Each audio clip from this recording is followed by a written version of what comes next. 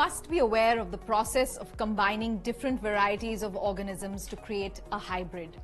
A similar process happens in chemistry during bond formation called hybridization. Let's find out more about it in this video. The simplest of organic compounds, namely hydrocarbons, are classified as alkanes, alkenes, and alkynes. Consider ethane, ethene, and ethine as their respective examples. The ethane molecule is ditetrahedral and has a bond angle of 109 degrees 28 minutes. Ethene is a planar molecule with a bond angle of 120 degrees, while ethine is a linear molecule with a bond angle of 180 degrees. All these three hydrocarbons differ from each other in geometry and bond angle. Can you explain the reason behind this difference? Well, the concept of hybridization clarifies this difference quite satisfactorily. In this topic, we will focus on the three different types of hybridization of carbon atoms, sp3, sp2, and sp.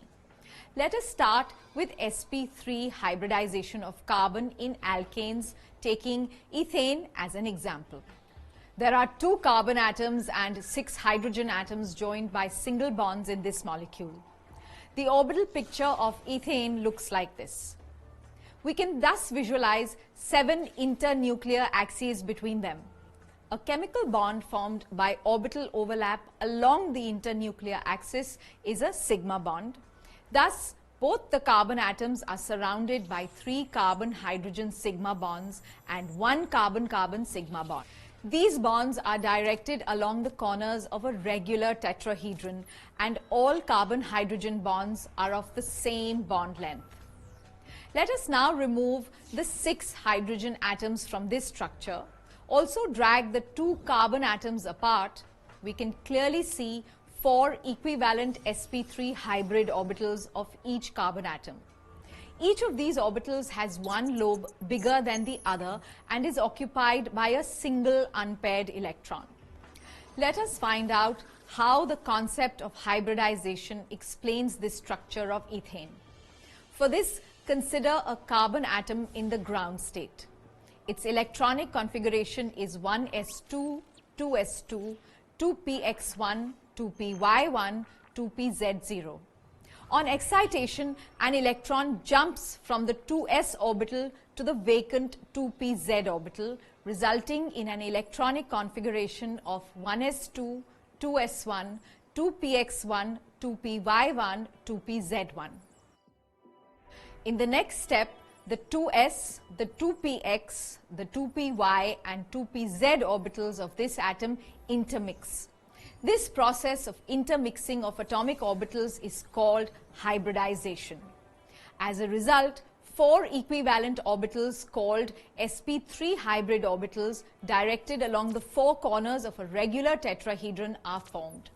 When 2 such sp3 hybridized carbon atoms approach each other along the internuclear axis and overlap, a carbon-carbon sigma bond with a bond length of 1.54 angstrom is formed.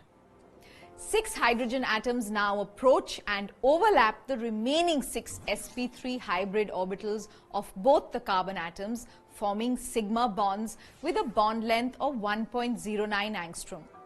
Note that whenever a carbon atom in an organic compound forms 4 sigma bonds, which are directed along the corners of a regular tetrahedron, it is sp3 hybridized. Besides sp3 hybridization, the excited carbon atom may also undergo sp2 or sp hybridization. In sp2 hybridization, one 2s and 2 of the 2p orbitals intermix. Consequently, this hybridization is termed as sp2 hybridization. The hybridization leads to the formation of 3 equi-energetic sp2 hybrid orbitals. As you can see, each sp2 hybrid orbital is also bilobed, one lobe bigger than the other. But the 3 orbitals are directed along the 3 corners of an equilateral triangle.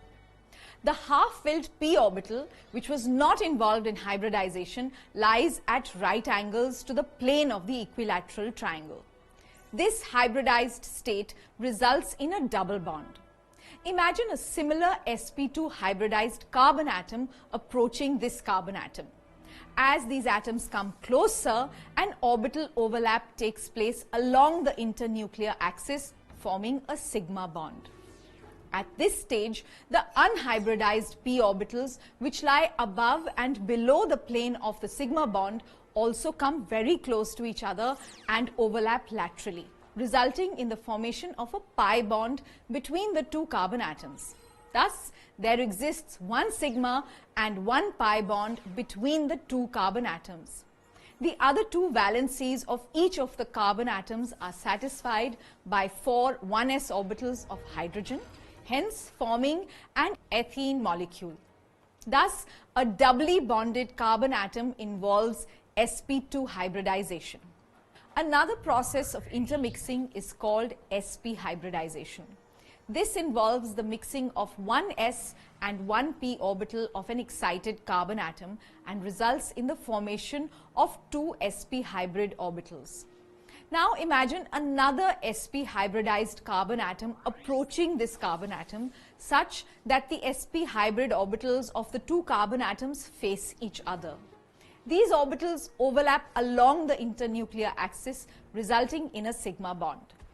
Each of the carbon atoms also has two unhybridized p orbitals, namely the py and pz orbitals. These orbitals, which lie in two mutually perpendicular planes containing the sigma bond axis, also come very close to each other and overlap laterally, resulting in the formation of two pi bonds between the two carbon atoms. The fourth valency of each of the carbon atoms is satisfied by two 1s orbitals of hydrogen, which also make sigma bonds along the internuclear axis, and an acetylene molecule is formed. A carbon atom with a triple bond is thus sp hybridized. To summarize, we have studied that whenever a carbon atom in an organic compound forms 4 sigma bonds directed along the corners of a regular tetrahedron, it is sp3 hybridized. A carbon atom that forms 3 sigma and a pi bond is sp2 hybridized, while the one in which it forms 2 sigma and 2 pi bonds is sp hybridized. Now you are aware of the different types of hybridization found in hydrocarbons. Keep watching our upcoming videos to understand more about